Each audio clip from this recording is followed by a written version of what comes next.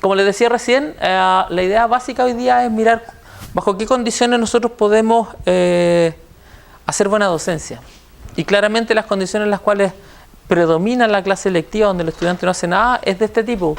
Es del tipo en el cual algunas personas hablan mientras duermen, pero cuando nosotros hacemos docencia de esta forma, ocurre que nosotros hablamos mientras otros duermen.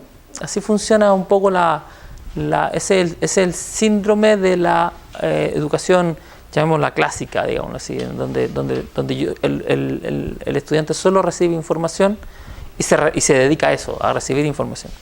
Ahora, los estudiantes se acostumbran a eso y por lo tanto cualquier cambio también les provoca algunas confusiones y generalmente algunos líos que tienen que ver con su propia percepción de lo que es educación, ¿ya? Porque hay que enfrentar ese tipo de cuestiones. Si ellos no reciben información, entonces no están siendo educados. Y eso pasa muy a menudo con nuestros estudiantes. La mañana tuvimos una bonita polémica con este preámbulo que voy a hacer ahora. Pero lo voy a aclarar ahora para que no tengamos ningún lío de partida, digamos. Miren, lo que hay aquí son unas muñequeras que tienen dos electrodos que permiten conducir electricidad. Lo que se observó en términos del uso de estos electrodos en un trabajo que se publicó el año pasado con un grupo de estudiantes del MIT, en términos de su uso propiamente tal, es que cuando los tipos, por ejemplo, realizaban actividad física, justo antes de empezar a realizar en el ciclo de actividad física, cambiaba su actividad electrodermal, que es lo que mide ese paso. ¿Cuánta corriente pasa? ¿Se dan cuenta? Cambió su actividad electrodermal. O sea, cuando estas personas hacían algo, el comportamiento de su piel cambiaba. Eso es bien interesante. Lo otro también pasa cuando usted va a ver por ejemplo, cuando va a empezar un proceso de aprendizaje. También el comportamiento, o sea, de la piel cambia cuando uno se involucra en ese proceso. Y también pasa cuando uno va a ver una película. Pero con la gracia de la película, y que ocurre esto que hablábamos ayer de anticipación. Este proceso de anticipación que hace saltar el proceso. Podríamos correlacionarlo o no con procesos de que pasen cosas en el cerebro o no, que ocurra aprendizaje o no, como usted quiera, pero lo único que queremos decir aquí es que cuando uno se involucra en una actividad, ¿sí?, la actividad electrodermal cambia. O sea, si estoy involucrado, cambia. Si no estoy involucrado, no cambia. ¿Sí? Esencialmente es eso. Entonces, lo que van a ver ahora es uno de los resultados que ocurrieron a partir de este proceso. Y entonces, para estudiantes del MIT, en realidad este es el gráfico para un estudiante. Eso está muy bien aclarado en la mañana por el profesor Álvarez.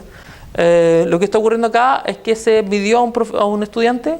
En realidad fueron una serie de estudiantes. Este es el gráfico representativo, digamos, de ese comportamiento. La actividad electrodermal durante 7 días. ¿Sí?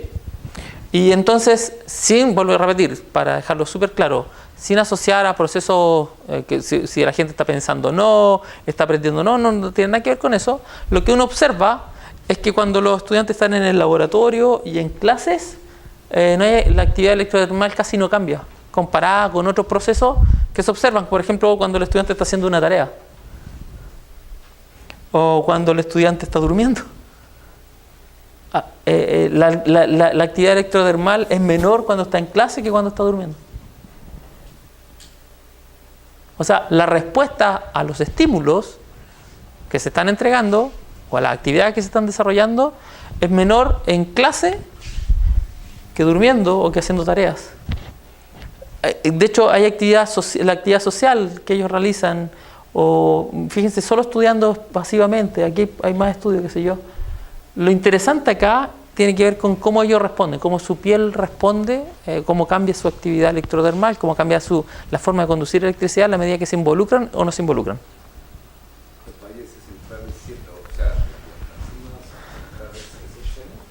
¿Perdón? Sí, estos sueños. Estos azulitos son sueños, son etapas de sueño. ¿Hay más? ¿El se obtiene faltando medio? Sí. Duermen mal durante las clases. sin duda, porque no... Sí, porque no hacen nada. Además duermen muy mal en las clases. Me pareció la señal de la televisión. Sí, Es súper parecido. sí, sí, eso también es interesante. El involucramiento, si tú lo comparas con la televisión, es muy parecido. Estoy observando algo. No estoy involucrado. ¿Se dieron cuenta, no? Entonces, cuando el estudiante no se involucra, entonces está plano. No estoy diciendo que no está pensando. Puede estar pensando en cualquier otra cosa. Podría estar tratando de lucurar alguna cosa. En realidad no lo sé. ¿Sabes qué? Así como para ayudar a interpretar, porque uno podría decir, bueno, no importa que cambie la respuesta electoral, Ujú. a lo que más se ha asociado, o sea, hay mucha polémica Sí, sí, sobre sí. la validez de este tipo de estudios, pero a lo que se ha asociado más consistentemente es a respuesta emocional. Sí, Entonces uno Sí. claro, podría decir, una cosa es que el gallo esté atento, que esté pensando respecto a lo que está viendo, pero solo va a cambiar su conductividad eléctrica dermal si es que hay una respuesta emocional. exacto, exacto. Es como esos juegos que había cuando uno ponía el dedo y se ponía de colores distintos. Sí, es parecido, sí, esa idea. Sí, sí, sí. No hace referencia si el estudiante está desarrollando una actividad intelectual, digamos. Pero lo importante acá es que sí ocurren cosas cuando el estudiante está, y sorprendentemente no ocurren esas mismas cosas en una actividad tan importante como estar en clase. Eso es bien interesante. Esos procesos se miraron en el MIT, bueno, con gente allá, con estudiantes que son de distinta calidad, si usted lo quisiera, que nuestros estudiantes. Son estudiantes que trabajan, se involucran mucho en su tarea. De hecho, un estudiante que estudia ingeniería en el MIT resuelve del orden de 4.000 problemas hasta al finalizar su carrera. O sea, resuelve muchos problemas de cualquier tipo. ¿Sí? Está bastante involucrado con su proceso. Ya, así que tampoco podríamos decir que el estudiante aquí va a flojear, digamos. Sí. Pero sus acciones hacen que se involucre emocionalmente, inclusive, como tú lo indicas. Ahora, pensando en ese tipo de estudios y una serie de estudios, una recopilación que se realizó durante hace unos años atrás, de hecho, no sé, alrededor de 7 años atrás, se hizo una investigación o una recopilación bibliográfica encabezada por las jefes de desarrollo docente de Carnegie Mellon, que se llama Susan Ambrose y otros, ¿sí? Y empezaron a mirar las investigaciones. ¿Qué decían las investigaciones respecto a los procesos de aprendizaje en la docencia en general? ¿Qué tenían que ver? Sobre todo en enseñanza universitaria. Y terminaron presentando un trabajo que lo llamaron de la investigación a la práctica, o sea, un sistema que tiene fundamento científico, ¿sí? Que lo terminaron llamando algo así como usando principios de aprendizaje para una enseñanza inteligente. O sea, yo tengo que saber cómo la gente aprende para enseñarle. Eso es una cuestión casi básica y de perogrullo, pero muchos no sabemos cómo la gente aprende. ¿Ya? Y en términos, estos son en términos empíricos. No, en términos empíricos uno puede observar algunas cosas que son recurrentes, ya eso lo llamaron los principios. No toda la gente aprende de la misma forma, está claro. Pero sí existen unos principios que son básicos que uno debería tener en cuenta cuando quiera hacer docencia. Igual ese podría ser uno de los principios. Sí. Toda la gente aprende. Sí. Miren, y eso se observa. Lo interesante es que los 7 principios que vamos a recorrer, que vamos a tratar de comentar y que me gustaría que ustedes también me ayudaran a interpretar, ¿sí? Están basados en investigación generada, en investigaciones reales, publicadas, que sé yo, no son anécdotas de alguien. No es porque a mí me resultó esto, entonces debería ser. No, esto es un estudio concienzudo al respecto, ¿sí? Respecto a la práctica que se extendió en un largo plazo de tiempo, alrededor de, no sé, desde el principio de 1900 hasta casi el año 95, se han encontrado trabajos que se referencian, incluso hay uno que da del 2000, creo, en la recopilación. Son principios aplicables a cualquier contexto, cualquiera, en cualquier disciplina, ¿ya? Y para estudiantes de distintos niveles. O sea, uno debería hacer caso de esto para estudiantes de primer año, segundo, tercero, donde sea, estudiantes de doctorado, qué sé yo. Y estos principios les permiten que ustedes puedan diseñar estrategias que sean eficaces, ¿ya? Son 7, vuelvo a insistir, esto es una de las formas en que se han escrito estos principios. Hay un par de autores que dan 8 principios, ¿ya? Así que, pero esencialmente son la misma cosa. Además, a la Susana Ambros le tenemos cariño porque ha estado acá en la universidad. Son estos siete principios, los vamos a ir recorriendo. Se los voy a leer para que los tengamos en mente, para que se nos ocurran cosas que ustedes hayan pensado. Los conocimientos previos del estudiante pueden ayudar a dificultar el aprendizaje. Eso es un principio. Pueden ayudar o dificultar el aprendizaje.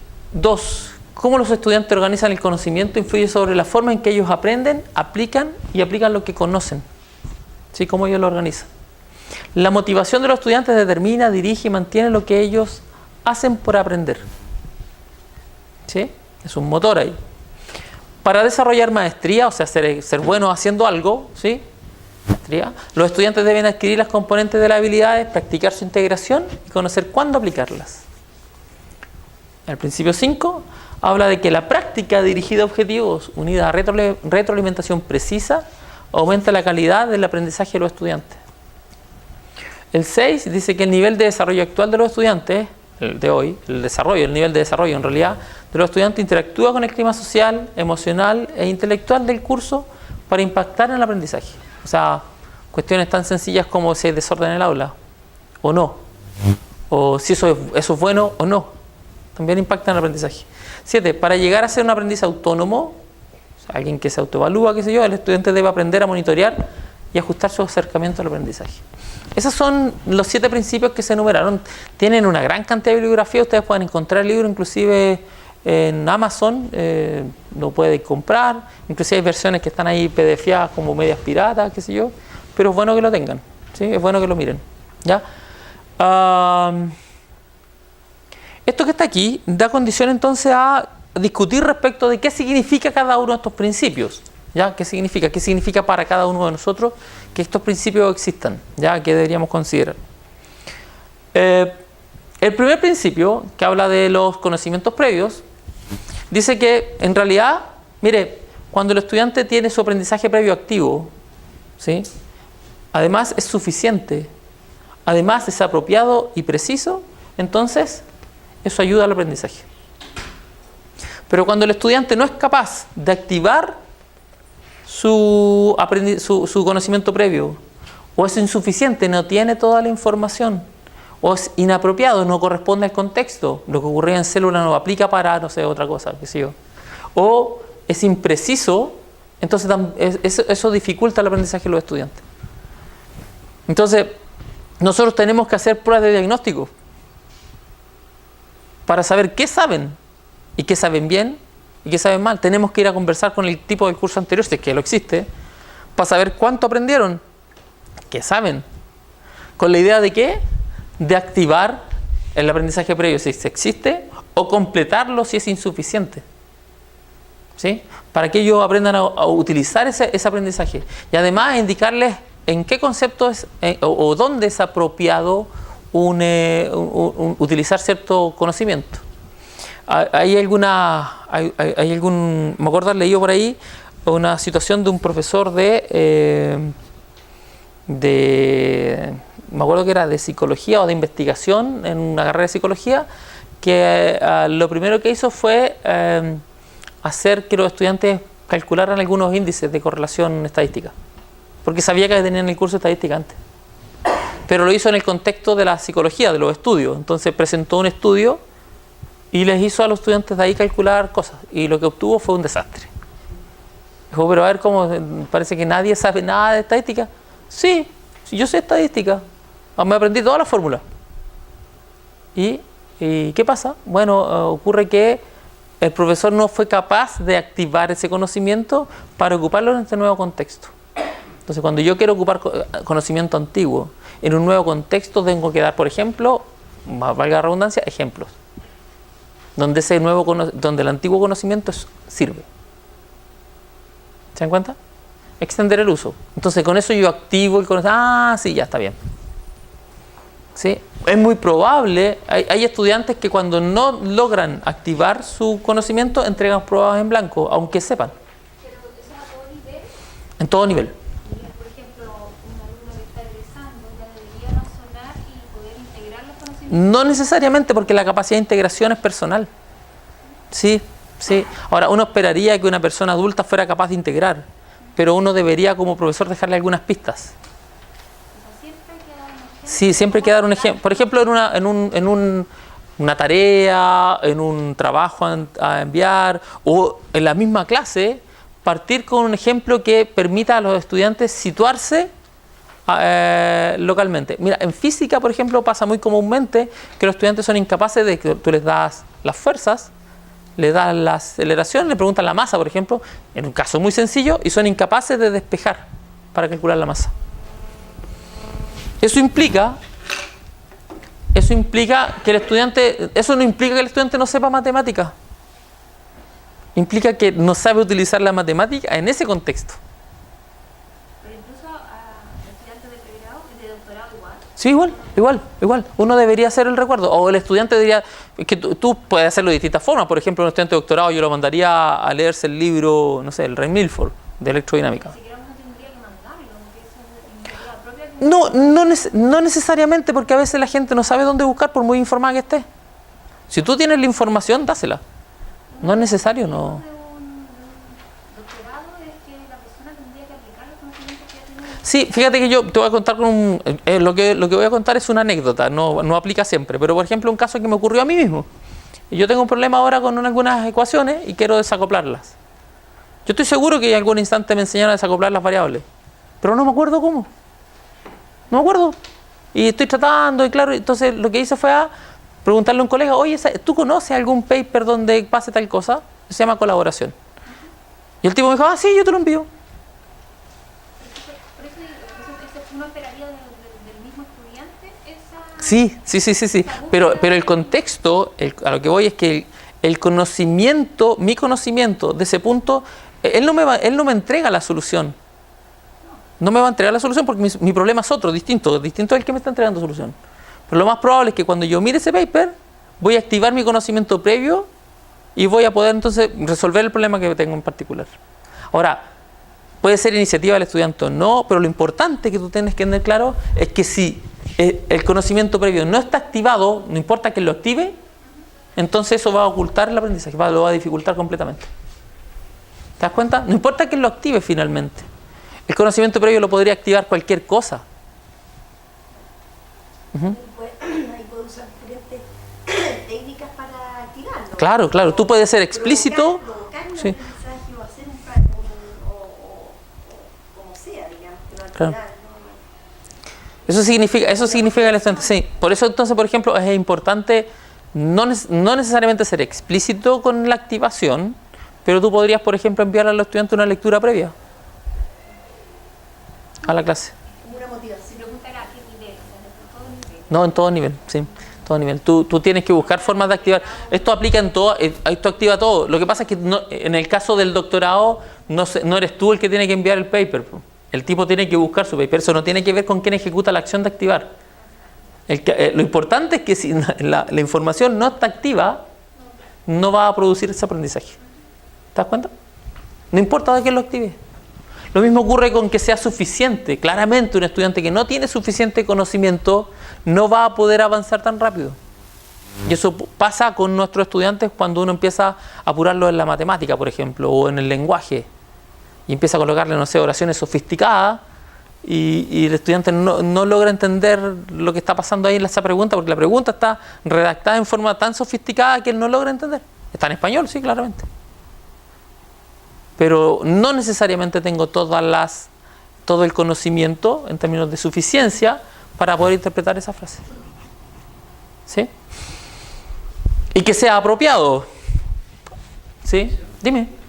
Yo encuentro súper interesante igual lo que dices tú. Sí. Porque es verdad que, o sea, mientras el estudiante sea estudiante, hay que facilitarle la posibilidad de... O sea, ayudarlo, indicarle algunas cosas, sí. Pero también es cierto que los distintos niveles exigen intervenciones distintas. Obviamente. Y ahí a lo mejor, yo creo que sobre todo para estudiantes más avanzados, pero eventualmente para todos, es algo, yo no sé cuán lejos a nosotros, estoy pensando ni siquiera en las clases que hago acá, sino que en la Dale. vida del laboratorio, la vida experimental, tú recibís gente que son ya profesionales y que eventualmente no saben hacer nada en el laboratorio, y ahí la regla que ayuda mucho a activar todo ese conocimiento es: la primera vez ves, la segunda vez lo hago contigo, la tercera vez Solito. tú ves. yo creo que es un modo eficaz y como experimental de justamente activar conocimientos previos. Pero independiente del método que sea, independiente, con supervisión, sin supervisión, independiente del método, lo importante es que el tipo tiene que buscar formas de activar su conocimiento. Ahora, nuestros estudiantes de pregrado no tienen fórmulas necesariamente para activar su conocimiento. Entonces, por ejemplo, en estas mismas clases donde uno les enseña física, qué sé yo, uno debería escribir las ecuaciones en la forma que ellos las conocen. Y despejarlas en la forma que ellos las conocen y después ir cambiando la nueva nomenclatura, por ejemplo. De manera de que ellos puedan resolver. A nosotros nos pasó un problema grave con un curso que nosotros considerábamos que era un curso ya último, que es Física Conceptual 024. Pusimos a trabajar los estudiantes y reprobó un montón de gente y no entendíamos por qué, si no había ni matemática casi. Eran unas cosas muy sencillas. Y nos ocurrió en términos de suficiencia de conocimiento que muchos de nuestros estudiantes de ingeniería nunca tuvieron física en el colegio. Y nos enteramos ahí. Después que ya habíamos puesto las notas. No, si yo primera vez que veo física, profe, yo sabía que esto iba a pasar. Claro, y eran estudiantes que venían de colegios no necesariamente científico-humanistas, comerciales, y que uno entiende esas razones. Entonces uno diría, ya, pero es que un buen estudiante se prepara igual. Sí, pero es que depende de qué tan atrás está. Porque en esa carrera, si tú partes con una vuelta atrás, es probable que el otro llegue a la meta primero nomás siempre, o sea, no hay forma. ¿Te das cuenta? Claro, entonces suficiencia y activación son súper importantes y obviamente que sea apropiado, o sea, que el conocimiento que invoca para poder avanzar sea el apropiado, que no esté fuera de contexto. Hay estudiantes que dicen, de repente hay estudiantes, no sé si les ha pasado, bueno, a mí me ha pasado, con estudiantes que, sí, esto es como esto, y uno se queda así, no. Eso no es, porque ese estudiante no está ocupando su conocimiento previo apropiado. Entonces él está lucubrando cosas a partir de lo que sabe nomás. ¿Te das cuenta? Sin querer ofender a propósito a la gente, a gente, digamos. Uno nota, por ejemplo, que alguien está ocupando un conocimiento así como medio cuando está tratando de solucionar algún problema mecánico, por ejemplo, y le busca y le da vuelta, qué sé yo, o a un calefón y le busca por aquí, le cambia la pieza allá, después resulta que era otra pieza, entonces en realidad está buscando un prueba y error. Cuando la gente empieza a probar con prueba y error, uno se da cuenta que el conocimiento que tiene no es apropiado. Eso pasa comúnmente en niños cuando hacen, no sé, buscan valores. Yo he notado en niños de enseñanza media, a propósito de la labor de la PSU, que para resolver una ecuación lo que buscan es un número y empiezan a iterar con números hasta que encuentran el valor que le da un lado igual que el otro en la ecuación. Y eso puede demorar mucho tiempo. Eso está basado en su propio conocimiento, lo que ustedes quieran, desarrolló su propio método, está bien, pero eso no es apropiado. Porque los demora, porque los retrasa, porque no necesariamente va a funcionar. ¿Te das cuenta? A veces salen soluciones creativas, pero hay que estar atento. O sea, lo que quiero decir es que hay que estar atento, porque seguramente va a terminar construyendo algo del tipo, digámoslo así, chasquilla, digámoslo. Fíjate que pasa típicamente en física que los estudiantes creen, y eso para que lo tengan, lo declaro ahora, física es un curso muy bonito porque en realidad no existe un solo camino para solucionar las cosas. Existen muchos caminos. Y tú puedes ser tan creativo como quieras, y un buen profesor de física debería corregir en mérito cada pregunta que corrige. No se pueden corregir con una pauta a pesar de lo que diga la gente. La pauta es una forma de hacer pero pueden haber 1000 métodos distintos para resolver una misma situación. Ahora, lo interesante ahí es que el tipo tenga la capacidad de conocimiento que sea apropiada para aplicar sus métodos. ¿Sí? Si yo le pido que resuelva, si yo no sé, en cierta actividad le pido que lo resuelva de cierta forma, ojalá lo resuelva de esa forma y eso tenga algún, digámoslo así, un objetivo que lo resuelva de esa forma. ¿Ya?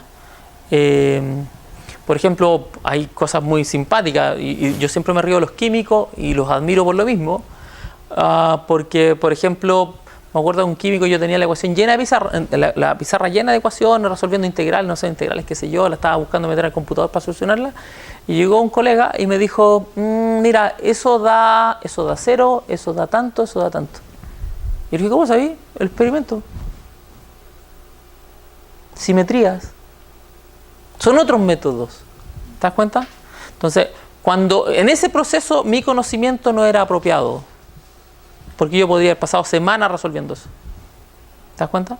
Entonces, cuando uno aplica el método, o más bien el conocimiento apropiado, tiende a encontrar las soluciones más fácilmente. Esa es la idea. Y eso facilita el aprendizaje. Otra cosa interesante es que cómo los estudiantes organizan lo que conocen, ¿sí? O el conocimiento, influye en la forma en que ellos lo aprenden, lo aplican y lo que sea. Los expertos, por ejemplo, tienen generalmente riqueza en significado de conocimientos, en significado, conocimiento y estructuras. Yo no sé si alguien aquí estudió física alguna vez o no. ¿Alguien hizo física en el colegio o en ninguna parte? Ya, les voy a decir un secreto que tenemos los físicos, pero no se lo cuenten a nadie. Todos los problemas de cinemática son el mismo problema. Son el mismo, un solo problema. O sea, en un libro de matemática, en un libro de física, mecánica clásica, qué sé yo, hay en realidad tantos problemas como capítulos. 8 problemas, 9 problemas. No hay más. Y la gente llena libros con legajos de problemas de 150 problemas, 200, y los estudiantes trabajan en esos problemas. Y resulta que son un solo problema. El problema, decimos nosotros. No hay más problemas que ese. Y eso es súper interesante. ¿Por qué? Porque cuando uno ya es experto, eso no ocurre inmediatamente, claramente, uno genera estructuras que son de distintos niveles y relaciona conceptos de otra forma. Que son más fluidos, ¿sí? Que avanzan más rápido en el proceso. Tienen mucho significado, genera estructuras que están bien interconectadas. En cambio, un novicio, en cualquier actividad, tiende a tener conocimiento esparcido, superficial, ¿sí? Y estructuras que están unidas de forma caótica en general. Y entonces la gracia de organizar bien es que uno puede obtener para necesidades de desarrollo, puede obtener esto de un experto practicando, por ejemplo. ¿Sí? Dándole vuelta. ¿Sí? Eso es súper interesante que lo tengan claro también. ¿Ya? Ustedes como expertos tienen una diferencia con sus estudiantes. Tienen estructuras que son ricas en significado. ¿Sí? Tienen un profundo dominio conceptual. Y eso hace la diferencia. ¿Ya? No está en cómo resolver el problema, está en cómo relacionan los conceptos para resolver problemas. Y eso provoca procesos de innovación y un montón de otros procesos. Porque uno empieza a ver cosas que la gente no ve. ¿Ya? Eso es un experto. Un experto ve cosas en general que la gente común no ve. ¿Sí? Y relaciones que no se ven.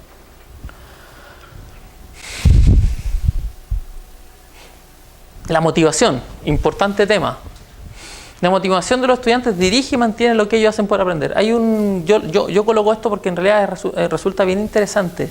Mire, dice que los resultados del aprendizaje resultan de lo que los estudiantes hacen y piensan, y solo de lo que los estudiantes hacen y piensan. No resulta otra cosa. Y lo que podemos hacer como profesores es promover el aprendizaje al influir lo que el estudiante hace para aprender. No podemos hacer más. Entonces, en ese punto, a propósito del facilitador que hablábamos ayer, que yo hablo de arquitecto, ¿sí? Claramente nosotros somos un punto que los estudiantes miran, ¿sí? Somos una referencia. Y por lo tanto nosotros podemos influir sobre ellos, tenemos la ocasión en una sala de clases de influir sobre ellos, ¿ya? De indicarlos, sobre todo con temas cuando uno les muestra, por ejemplo, la pasión que siente haciendo lo que le gusta hacer y mostrándoles los resultados de lo que a uno le gusta.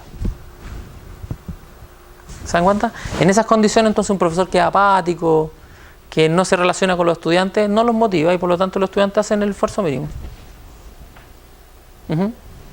Aquí es bueno tener en cuenta también lo siguiente. Vamos a hablar de, esto es una teoría de autodeterminación, de C. Ryan, una de muchas, ¿ya? Y le vamos a dar un par de vueltas, esencialmente lo que tiene que ver con motivación. Existen dos estados de motivación, ¿ya? El estado de motivación externa, yo voy a hablar de motivación externa, desmotivación, que es un estado que se describió hace un tiempo atrás, ¿sí? Que es un estado también de las personas, y el estado de motivación interna. Entonces, fíjense por favor, aquí tengo motivación interna, aquí tengo motivación externa y aquí tengo desmotivación. ¿Ya? Son los estados posibles en los cuales puede estar en una persona. ¿Ya? Cuando el estudiante está en desmotivación o nosotros estamos desmotivados, estamos alienados. Y, bueno, en general también con regulación externa. Cuando estamos desmotivados, por ejemplo, le entregamos nuestro proceso a otros. ¿Sí? No importa cuándo lo estudie, estoy seguro que reprobaré este curso. Eso le pasa al estudiante que ha reprobado 1, 2, 3 veces el curso. Y le dice y se lo dice, a uno se lo dicen como profe. ¿Sabe, profe? Usted depende si yo paso este curso. Te están entregando la responsabilidad, ¿sí? Porque ellos saben que no tienen dominio, no tienen control. El control es una cosa súper importante, vamos a conversarlo en un momento más. ¿Ya? El control y la autonomía. La regulación externa. Cuando el estudiante no quiero desilusionar a mis padres, ¿sí? Dígame qué necesito hacer para sacar un 7. Está fuertemente asociada a la recompensa externa, ¿sí? Estoy presionado desde afuera, pero no por mí. Estoy presionado porque mi papá quiere que yo sea médico, ¿sí? Yo no quiero ser médico. Yo quiero ser arquitecto. ¿Se dan cuenta? Esto es externo. Esto es un estado de motivación. Está la regulación identificada, que también es una motivación externa, pero esencialmente el propósito, ¿sí? El propósito es mío. Lo que quiero decir es, yo quiero ser arquitecto, pero yo quiero ser arquitecto, ¿sí? Quiero ser arquitecto y tengo que pasar este curso de matemática, que no me gusta, ¿sí? Entonces la motivación es externa, ¿sí? En el sentido de que si paso este curso de matemática voy a poder recibir un premio, recibir mi título de arquitecto, por ejemplo. ¿Sí? Y esta es la motivación intrínseca que se da en aquellas personas que les gusta hacer, que disfrutan con lo que hacen. ¿Alguien aquí disfruta con algo, no? ¿Sí? ¿Tienen algún hobby? ¿Sí? Esas cosas que a uno le gusta hacer y que uno dice, ¿por qué estás ahí metido otra vez? ¿Sí? Sí. ¿Por qué estás ahí? No, es que me gusta. Me siento bien haciéndolo. ¿Sí? Oye, pero eso no es lo más... ¿Por qué estáis desarmando otra vez? Mi señora siempre me recuerda, ¿por qué estáis desarmando de nuevo el auto? Me gusta hacerlo. Me gusta estar metido en esa cuestión, ensuciarme las manos, qué sé yo. Hay una cosa bien interesante que está ocurriendo que tiene que ver con el acceso también a la universidad. El acceso... O sea, todo el mundo se siente obligado a entrar a la universidad, a estudiar una carrera, no sé, que todo el mundo quiere... Tienen que ser ingeniero. A cualquier costa. Y eso tiene que ver con una presión social. Una presión social. ¿Sí? Cuando yo me compro un tremendo auto y lo que quiero, y en realidad lo que no lo necesito, estoy siendo motivado por cuestiones sociales, externas. Quiero aparentar cosas eventualmente. ¿Sí?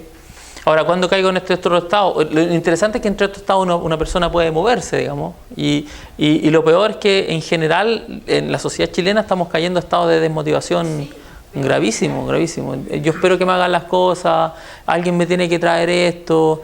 Yo me acuerdo hace muchos años atrás, voy a decir que esto también es una anécdota, hace muchos años atrás yo conocí a un cura que era canadiense, el cura Parent, que... administraba una ¿cómo se llama esta cosa? Era una especie de olla común por allá por los años 80, finales de los 80, y él hacía que organizaba a la gente, qué sé yo, y la gente se enojaba con él cuando les decía ya, si quieren conseguir todo esto que está acá, entonces ustedes tienen que hacer algo. Y la gente se molestaba, decía que no, pero ¿cómo? Tráiganos, pues si esa cosa se la regalaron a usted. Lo que ocurría en ese punto tenía que ver con cuestiones más bien externas. La gente no estaba haciendo cosas y no quería hacer cosas, quería que se las trajeran. Y funciona, mucha gente funciona así, quiere que le traigan algo. Que no quiere hacer el esfuerzo por. ¿Sí? Están alienados. Personas también que pueden estar alienadas, por ejemplo, la gente que se sobreendeuda, que tiene que trabajar, no sé, hasta altas horas de la noche para cumplir una expectativa, pero en realidad están haciendo pegas que no les gustan y qué sé yo. O estudiando cosas que no les gustan. Yo creo que la gente empieza a hacer eso cuando caen en estos procesos porque siente ansiedad, culpa, baja autoestima. Empiezan a sentirse así. Objetivo enfocado solo a la recompensa. Si yo hago la pega solo si usted me coloca un 7. ¿O qué nota voy a obtener? ¿O qué me va a dar por esto? ¿Sí? Bajo rendimiento. Estrategias de aprendizaje súper superficiales. Necesito saber qué me va a preguntar en la prueba. Nada más. No me pase nada más que lo que me va a preguntar en la prueba. No necesito saber quién era Newton, qué significa sistemas inerciales. No necesito saber eso. Necesito saber cuál es la flecha que indica F, cuál es la caja que indica M para resolverle A. Eso es lo que necesito saber. Entonces, ahí hay una trampa que se hacen muchos profesores, por ejemplo, sobre todo en mi departamento, que terminan resolviéndole solo ejercicio a los estudiantes. Y cuando las cosas están en otro lado. ¿Sí? Están en otro lado. Foco en la regulación del profe. Le echan la culpa al profe permanentemente. No, el profe no pasó los contenidos. No, este profe es mal. No, cualquier cosa. Pero el profe tiene la culpa, sí. En cambio, por el otro lado, usted va a encontrar que los estudiantes que tienen son motivados intrínsecamente, pero tienen un propósito, ¿sí? Entonces tienen autoeficacia, interés, persistencia, propósito, pensamiento crítico, creatividad, rendimiento académico alto, actitudes de autoaprendizaje y autorregulación. Son unas máquinas, como decías tú, y por lo tanto los tipos avanzan rápidamente. La idea es que uno pase de la desmotivación a la Sí. intrínseca. No, uno puede provocar, en docencia, uno puede provocar los pasos por un lado y por el otro, por eso es que hay que ir probando. O sea, no lo que te sirvió este semestre para que los cabros vayan a un lado, te va a servir el próximo semestre para que vayan en la misma dirección, no necesariamente. Pero donde poner los objetivos, por ejemplo, es clave. Claro, claramente. Nosotros tenemos un dicho en la Facultad de Ciencias Exactas que dice algo así como que, bueno, a propósito de los colegas, me acuerdo de una conversación con un colega de la Universidad de Chile, dice, sí, pero tú no haces la pega, esos cabros aprenden solos. Claro, cuando están motivados. Sí. Yo tengo que hacer la pega, porque estos cabros no necesariamente aprenden solos. No, porque uno tiene que guiarlos. Sí, tiene que estar con ellos, tiene que motivarlos en muchos casos, tiene que cambiar su estado en la dirección que estoy mostrando ahí. Ahora, la recompensa por sí sola no sirve necesariamente porque es una cuestión industrial, economicista, digamos. A la gente hay que darle espacio para autonomía. Por ejemplo, mira, te lo voy a mostrar así. Si yo coloco en una prueba, estoy diciendo cualquier cosa, en una prueba coloco 24 preguntas, y estoy acostumbrado a colocar 24 preguntas, a lo mejor, y eso también está estudiado, si yo coloco 28 preguntas y los hago elegir 24, a los cabros les va mejor. Porque cuando tú exploras la autonomía, y los estudiantes entonces tienen espacios para el control dentro del espacio que tú les dejas, entonces los estudiantes sienten más libertad para hacer cosas. Si los estudiantes, cuando la gente cae en estado de desmotivación, cuando sienten que no tienen el control. Ninguno es poquito, no hay ningún control. Yo sé que estoy destinado a escuchar a este señor y si me saco los 4, qué bueno. Si no me saco los 4, entonces estoy frito. ¿Te das cuenta? Fíjate que ahí va la idea de lo que conversábamos ayer a propósito del modelo educativo, que lo llamábamos los resultados de aprendizaje, finalmente. O sea, en una evaluación tú no comparas a estudiantes con estudiantes. Eso no se hace. Lo que hace es ver si el tipo alcanza, y es lo que tú estás diciendo. Si aprendió, lo que tú necesitas que aprenda. Eso. Ahora, para tener eso hay que tener como profesor bien claro qué es lo que quiero obtener de mis estudiantes. En caso de las pruebas estas objetivas, en los cuales a los estudiantes se les entrega de vuelta una prueba y su corrección, y no se dice absolutamente nada respecto de la prueba. Eso es un error, pero garrafal. Por lo tanto, ahí en ese punto, la retroalimentación, o sea, será positiva para los quienes reafirman que sí estaban bien, pero será negativa para quienes tienen que cambiar su conducta. O sea, la idea de la retroalimentación es que el estudiante vaya consiguiendo la conducta que tú estás buscando finalmente, o más bien el aprendizaje que tú estás buscando. La recompensa es buena hasta cierto nivel. Mira, hay un montón de experimentos que han mostrado que la recompensa funciona. pero funciona hasta ciertos niveles. Por ejemplo, hay un experimento que es muy clásico, que es muy comentado, que tiene que ver con tareas que se le dio a gente en alguna universidad y le dijeron, mire, si usted hace este trabajo, entonces le vamos a dar un crédito, si lo hacen bien, el crédito normal. Pero si usted hace este trabajo y hace más trabajo del que le estamos ofreciendo, entonces le vamos a dar 3 créditos. Y si usted hace mucho más trabajo, 3, 4, 5 veces más trabajo, entonces lo vamos a premiar con 100 créditos. La mayoría de la gente se comportó hasta el 3er crédito, porque era lo que necesitaba. ¿Para qué más trabajo? Este mismo experimento se realizó en una fábrica de zapatillas en África, en algún lugar donde la gente necesita. Lo vamos a hacer con plata y le vamos a ofrecer el doble de sueldo a quien a quien pase la meta. Y le vamos a ofrecer 10 veces el sueldo al que cumpla 10 veces la meta, o como tú quieras. Lo interesante ahí está que el tipo, la mayoría de la gente, por no decir todo, alcanzaron hasta el doble, porque en realidad dedicar toda tu vida a estar haciendo zapatillas todo el día es una cosa que te aliena. Y por lo tanto la gente abandonó la idea, no le interesa el premio mayor.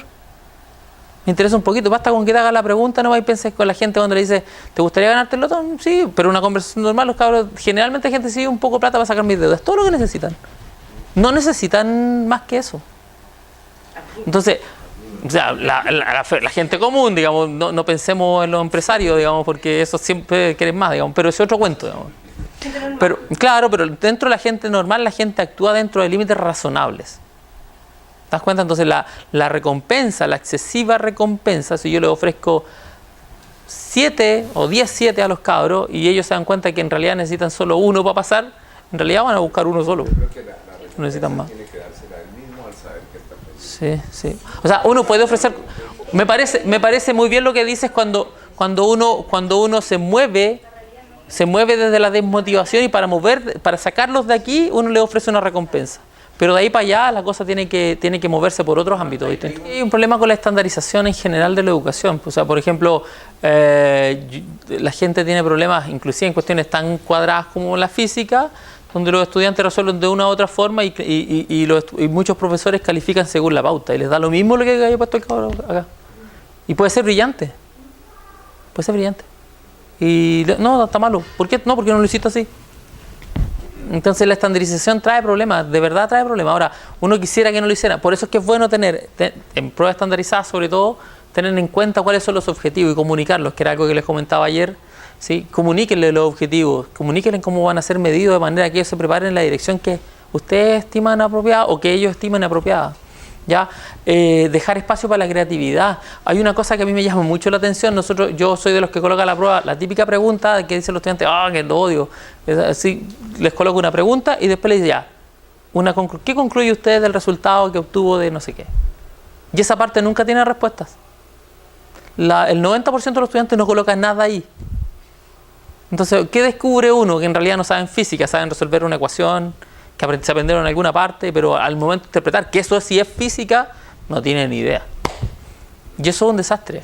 Eso es verdad una pérdida de oportunidad, porque la gente no se detiene entonces a pensar la consecuencia de lo que obtiene. ¿Te das cuenta? Y dónde se encuentran las formas bellas de naturaleza, por ejemplo, finalmente.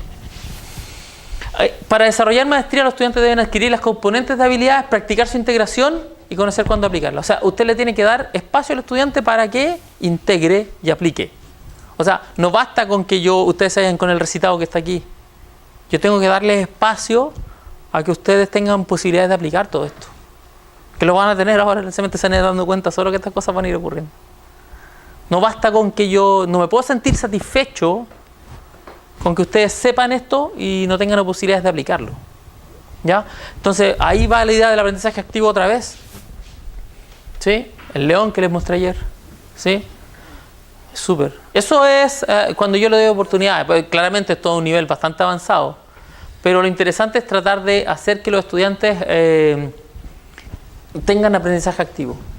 En términos generales, lo que produce con el aprendizaje activo es que si usted comparado con un grupo de control en un curso normal, cuando el estudiante se involucra, vamos a llamar activo involucramiento del estudiante en el proceso, ¿sí? Tiende a rendir más. Y entonces el proceso corre hacia el proceso de la tutoría. O sea, los resultados mejoran ¿sí? Porque claramente en un proceso tutorial los estudiantes siempre obtienen, o la mayoría de los casos tienen muy buenos resultados 1 a 1, y entonces en el proceso de tutoría uno tiende a, proceso de aprendizaje activo, cuando el estudiante está involucrado, a empujar eso a los buenos resultados, al comportamiento de la tutoría. Cuando el estudiante siente, a partir, por ejemplo, ¿se acuerdan que ayer le hablaba de esta hojita en la cual podían dejar las dudas que habían tenido en la clase? Cuando usted al otro día le responde esas dudas, pueden ser 3 o 4 dudas, no van todo el curso. No van a haber 47 dudas distintas, eso ténganlo claro. Usted las puede clasificar, contesta, el estudiante siente que usted le respondió. Y eso lo satisface de alguna forma, ¿sí? Y cambia su estado. Obtuvo una pregunta o una duda que tenía. Cuando los estudiantes están activos, piensan, escriben sobre, predicen, calculan y clasifican. Además, cuando usted permite que ellos hablen en clase, colaboren entre ellos, además discuten, convencen, colaboran, argumentan. Entonces, las clases donde ningún estudiante dice nada o no colaboran entre ellos, claramente ofrecen menos oportunidades de aprendizaje que las actividades en las cuales yo dejo que los estudiantes, por ejemplo, resuelvan un trabajo en grupo, ¿sí? O que trabajen en equipo durante todo el semestre, en los equipos estos de arquitectura, por ejemplo. O en física, que conversen con el de al lado para ver qué duda les quedó, ¿sí? Que les expliquen. Cuando ustedes hacen eso, entonces ustedes pueden hacerlo haciendo romper la monotonía, qué sé yo, y haciéndolo de forma, por ejemplo, con actividades de menos de 1 minuto, 1 a 5 y 5 a 20. Las actividades de menos de 1 minuto son las típicas actividades donde uno pierde el tiempo en una clase. ¿Quién tiene preguntas? Los profesores nuevos no lo saben, pero los antiguos, bueno, sí lo saben porque son estudiantes.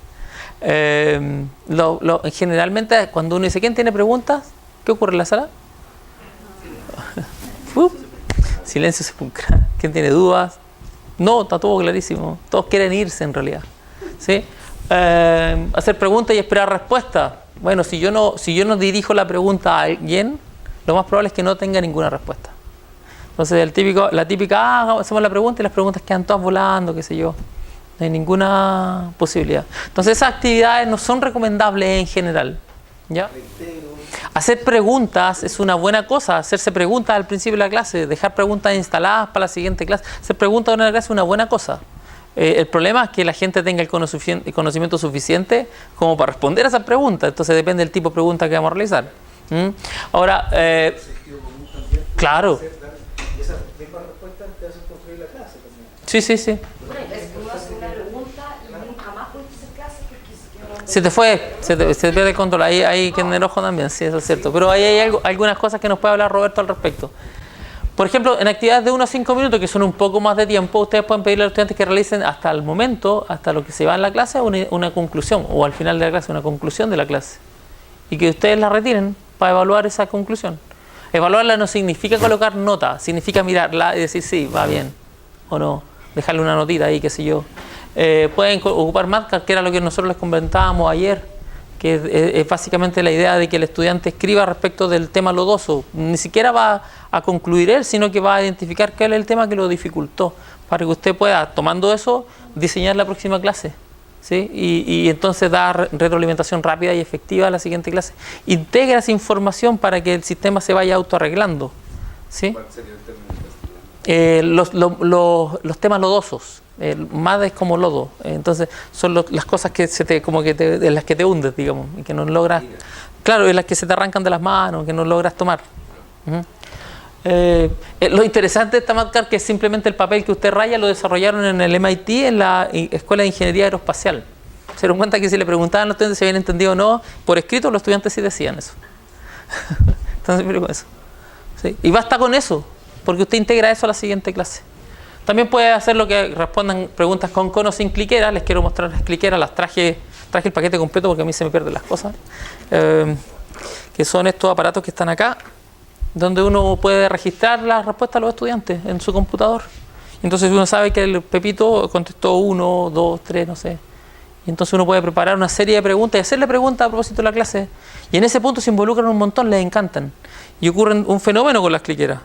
Usted les cambia la cliquera por el teléfono y les quito WhatsApp.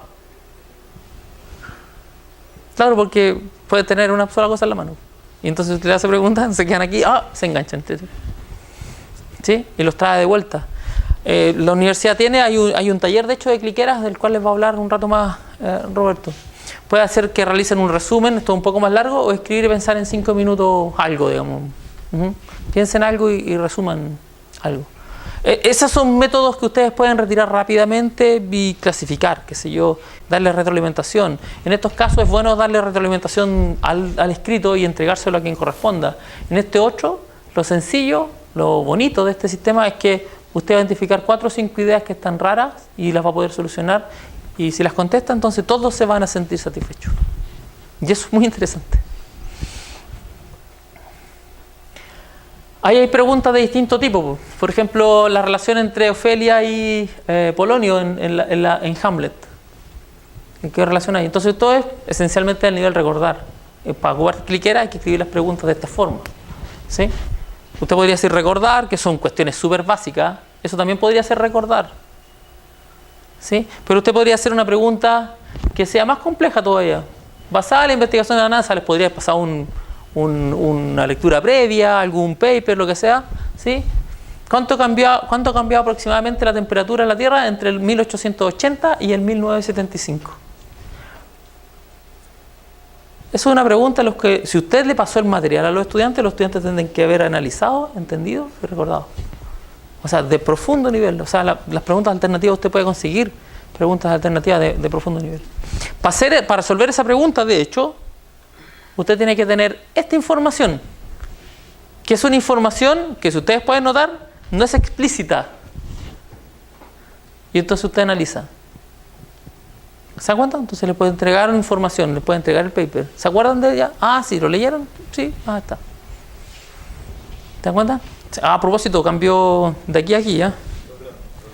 2 grados, punto 2, punto 4, 0,4 grados aumentó entre el 880 y el 1975. Y en los últimos 25 años aumentó 2 grados.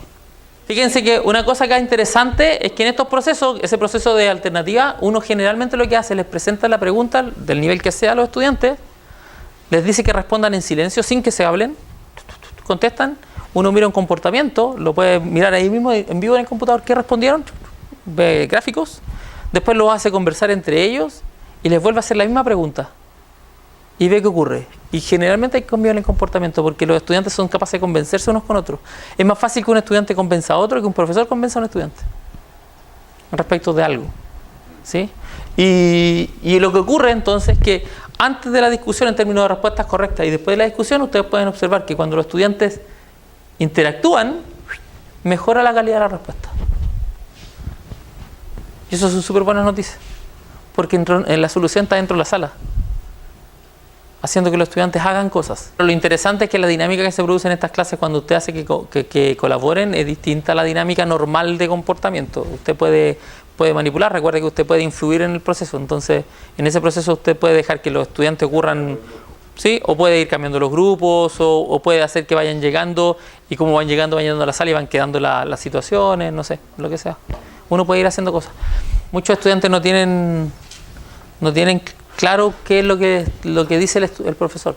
Entonces ahí el amigo le ayuda a traducir un poco. Entonces lo que importa aquí es que ustedes se den permiso para dejar que en clase ocurra interacción entre los alumnos con la supervisión de ustedes. Que es distinto a la interacción entre alumnos sin la supervisión de ustedes, una cosa distinta, ¿ya? Diseñada. La práctica dirigida a objetivos, unida a retroalimentación, aumenta la calidad del aprendizaje. O sea, cuando usted hace que los estudiantes practiquen y los alimenta y los retroalimenta, ¿sí? Les da oportunidades, ¿sí? Les da oportunidades. ¿Para alcanzar qué? El objetivo.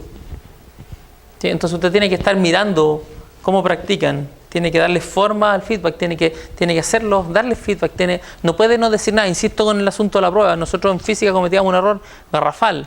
Publicábamos la prueba en internet y eso bastaba para el feedback.